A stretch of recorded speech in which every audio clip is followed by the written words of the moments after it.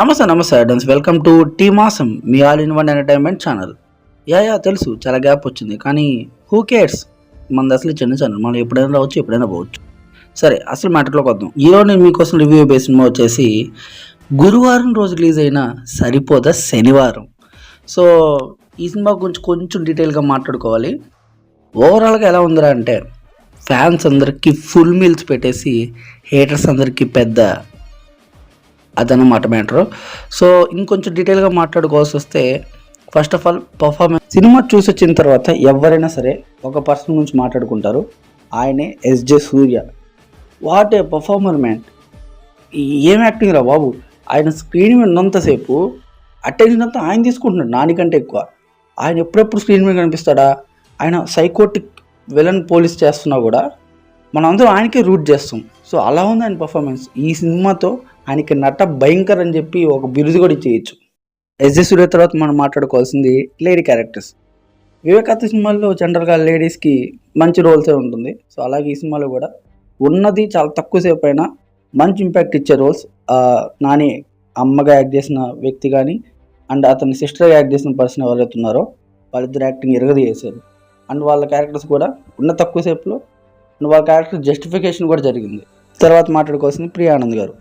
ఉన్నంతసేపు ఆ క్యూట్ పర్ఫార్మెన్స్తో అబ్బాయిలు లాగేసుకున్నారు.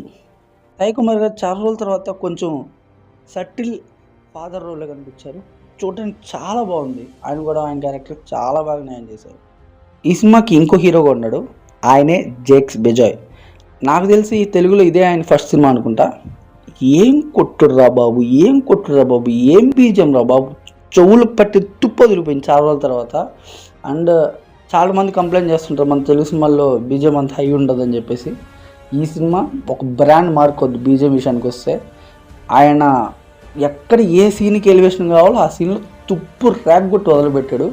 And I'm highly impressed because Jakes Bejoy. Last but not least మన నాని గారు.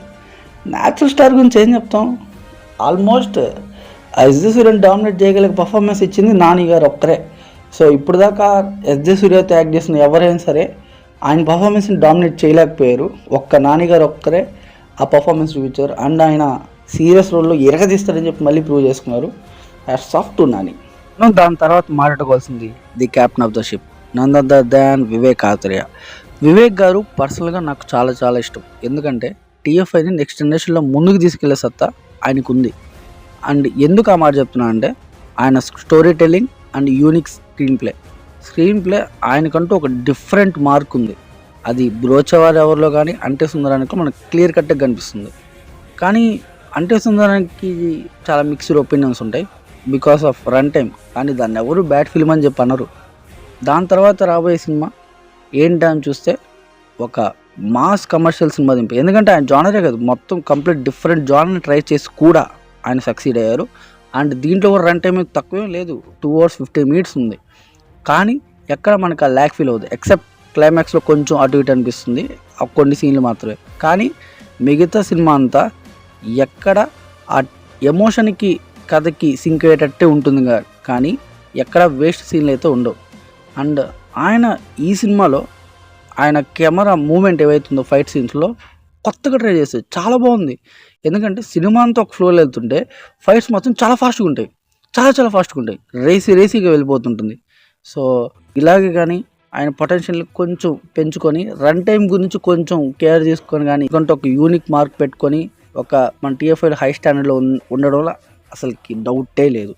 సో ఓవరాల్గా ఈ సినిమా గురించి ఒక్క మాటలో చెప్పాలనుకుంటే, ఒక పర్ఫెక్ట్ కమర్షియల్ మాస్ బొమ్మ. ఇన్నే డిఫరెంట్ అవుతారు అందరు, దీంట్లో డిఫరెంట్ అవుతార్స్. నాని కానీ, వివేకాత్రే కానీ, అండ్ కొత్తగా జేక్స్ బెజాయ్ కానీ, వాళ్ళందరూ వాళ్ళని ప్రూవ్ చేసుకోవడానికి ఈ సినిమా తీసినట్టుంది. And phenomenal actor SJ Surya garu, అసలు మాటలేవు. ఇంకా అదర్ టెక్నికాలిటీస్ గురించి వస్తే sound design, editing, cinematography top notch. ఇంకా production value on point. So ఓవరాల్గా ఈ సినిమా గురించి ఒకటే చెప్పాలి, టికెట్లు బుక్ చేసుకుని బయలుదేరానమ్మా.